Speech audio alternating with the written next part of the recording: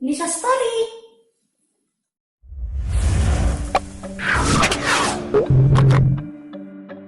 Suatu hal bisa dibilang mitos karena ia tidak nyata atau tidak benar.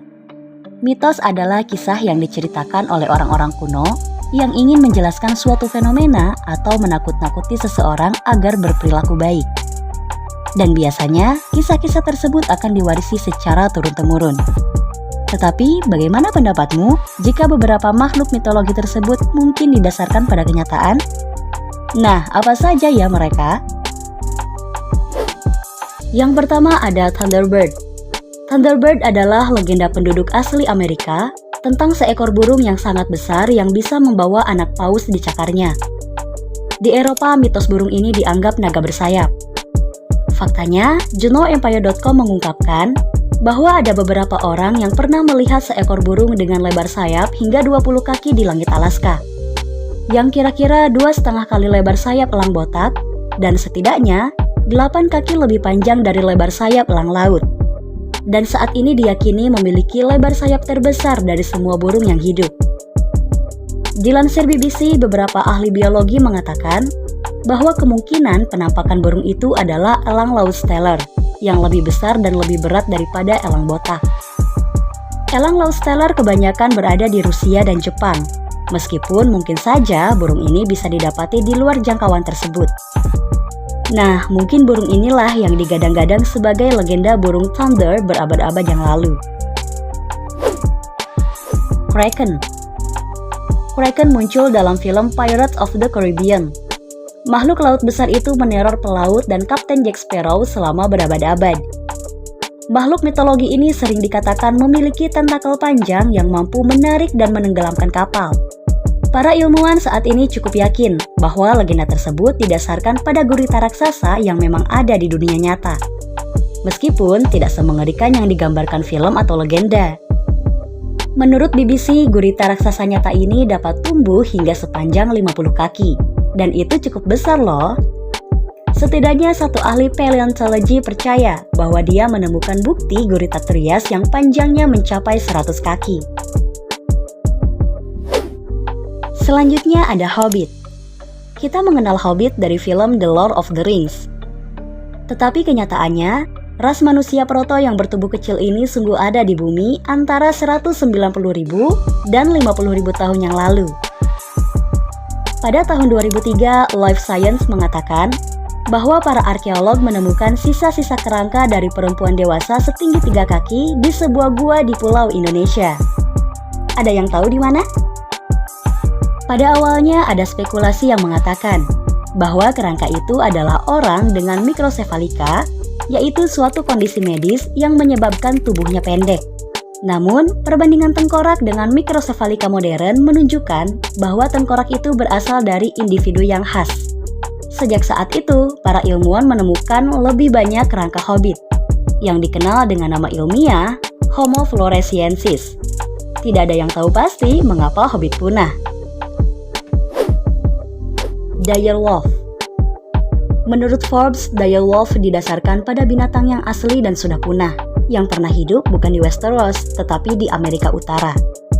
Serigala ini hidup selama masa Pleistosen antara 250.000 hingga sekitar 10.000 tahun yang lalu. Sayangnya, serigala-serigala ini sebenarnya bukan seukuran kuda. Memang benar kalau serigala ini lebih besar dari serigala modern dan memiliki berat hingga 200 pound. Hampir 2 kali lipat dari berat serigala modern. Dan lebih dari 200.000 spesimen serigala pernah ditemukan di La Brea, mewakili lebih dari 4.000 jenis serigala. Bunyip. Bunyip adalah makhluk mitos yang menghantui rawa dan sungai di Australia. Bunyip merupakan legenda aborigin. Menurut Australian History, bunyip memiliki arti setan atau roh. Dan makhluk itu dikatakan terlihat seperti persilangan antara buaya dan seekor kuda. Menurut legenda, bunyip suka menguntit dan membunuh manusia. Tapi legenda itu sebenarnya memiliki asal-usul yang lebih rasional. Pada tahun 1839, sisa-sisa kerangka hewan yang disebut Diprotodon ditemukan di Australia. yang membuktikan bahwa marsupial besar seukuran badak yang mirip dengan wombat pernah berkeliaran di pedalaman. Diprotodon adalah pemakan tumbuhan, tetapi ia sama menakutkannya dengan badak atau kuda Nil ketika sedang mengamuk. Diprotodon sudah lama punah di Australia. Kira-kira kepunahannya antara 20.000 hingga 40.000 tahun yang lalu setelah kedatangan orang-orang asli. Komodo naga. Salah satu hipotesis mengenai asal-usul legenda naga adalah penemuan tulang dinosaurus dalam salah satu tulisan di abad ke-4 sebelum Masehi. Sejarawan Tiongkok Chang-Pu membahas sisa-sisa kerangka naga yang ditemukan di wilayah yang sekarang dikenal sebagai Provinsi Sichuan. Kemungkinan artefak serupa juga dikenal di Eropa. Inilah yang mungkin memunculkan legenda monster bernafas api.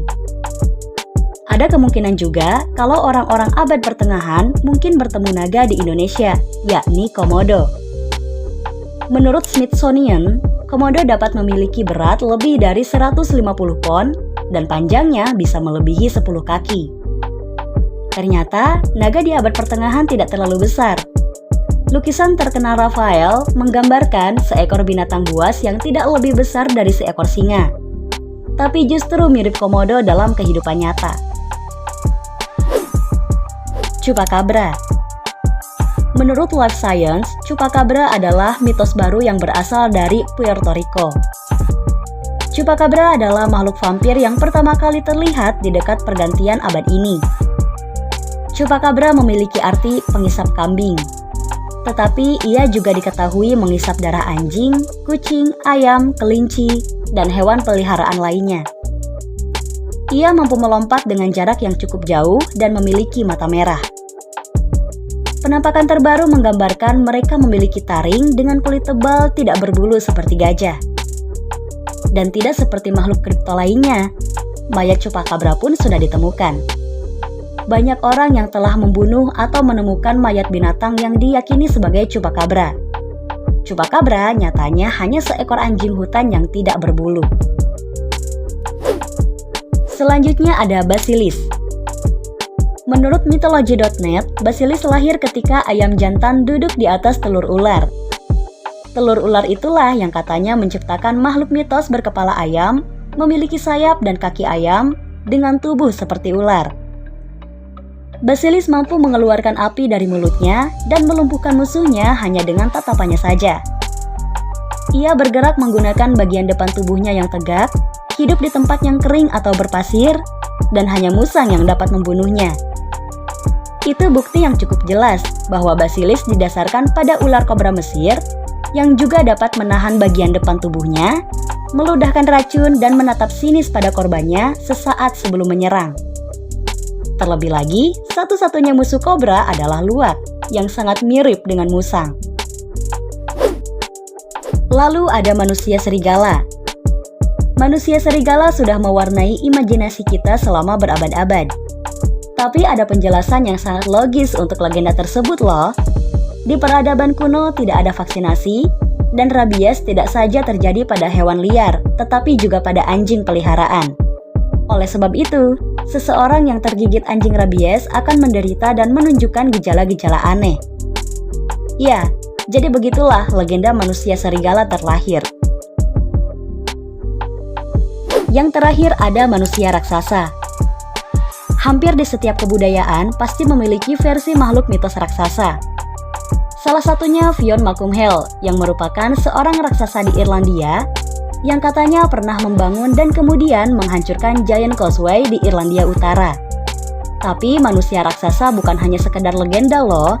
Di dunia nyata ternyata ada manusia raksasa yang tingginya melebihi 8 kaki. Menurut NCD in a Day, beberapa manusia raksasa modern ini tinggal di Irlandia. Mereka mengidap tumor hipofisis genetik yang menyebabkan pertumbuhan yang tidak terkendali. Juga dikenal sebagai gigantisme. Dapat ditelusuri dari keluarga modern hingga kembali ke abad 18. Salah satunya pemain sirkus yang tulangnya masih dipajang di Museum Hunterian. Contoh genetik ini menunjukkan bahwa mutasi itu sudah ada sejak lama, sehingga membuktikan bahwa manusia raksasa bukan sekedar mitos. Dari bukti di atas, sekarang kita tahu bahwa sebuah makhluk legenda atau mitologi itu didasari dari gambaran yang pernah dilihat orang-orang terdahulu. Hanya saja, seiring berjalannya waktu, legenda itu berubah menjadi kisah-kisah mistis yang tak diketahui kebenarannya. Terima kasih sudah menonton channel Nisha Lova di segmen Nisha Story. Dukung terus channel ini dengan cara subscribe ya teman-teman.